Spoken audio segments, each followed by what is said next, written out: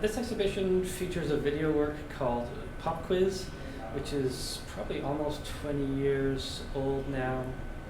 It consists of a collection of every single question from every single pop song in my music library, whether it was initially a record and a CD library. Now, of course, it's primarily a digital one, or at least largely digital.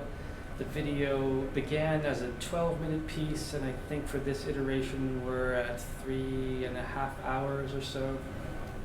For me, I think what I really like is the question taken out of context. Like in isolation, it has the possibility of becoming a different thing.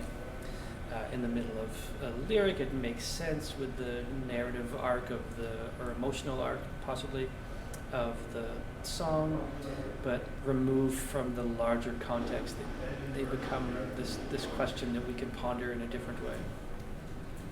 Pop Quiz originally in my head began as a bookwork.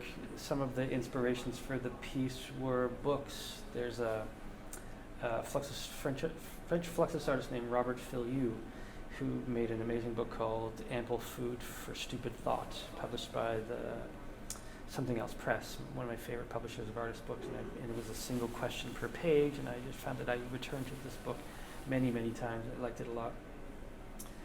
But of course, 20 years ago or whenever I first began this, producing books was extremely expensive and I couldn't afford to do it. So it kind of became a video almost as a stopgap measure until I could make the book. Now I think of the video as the definitive version because it's capable of growing, whereas this is limited to 300 pages.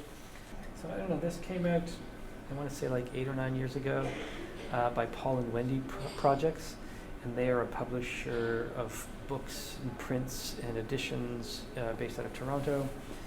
And it just occurred to me one day, oh yeah, this is a book that I wanted to make all this time, and I could make it this evening. I think I just stayed up all night and hand wrote these questions. And the reason that I hand wrote them is that for a lot of my projects, but this in particular, I didn't want to make any decisions. Like the works are found, they're not arranged in any way. Like maybe I don't have 3 questions that begin with who in a row, but other than that, there's no large strategy. I just want them to exist as these standalone queries. And I felt like even choosing a font was almost kind of too much work. I don't even know how I chose the fonts. I just wanted them to be legible. Like I didn't want them to be referential. I didn't want them to be expressive. I didn't want them to be like, Helvetica as a sort of cliche art font or whatever it is. I used iMovie when I made the first one, like just crappy software that a 10-year-old uses to make YouTube videos.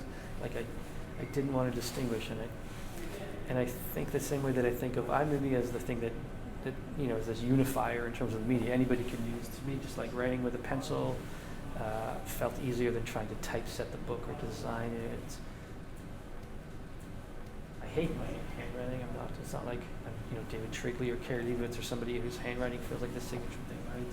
I'm not very legible, not good, not interesting, but it just felt somehow truer than trying to make a well-designed book. I think that a large portion of what I produce is not anything that I've made at all, but that I've collected, that I've amassed, that I've researched and gathered, sifted through. Like I kind of think a lot of it is just taking, a series of things that exist and shuffling them or, rearranging them in a way that provides a different context, like the questions themselves.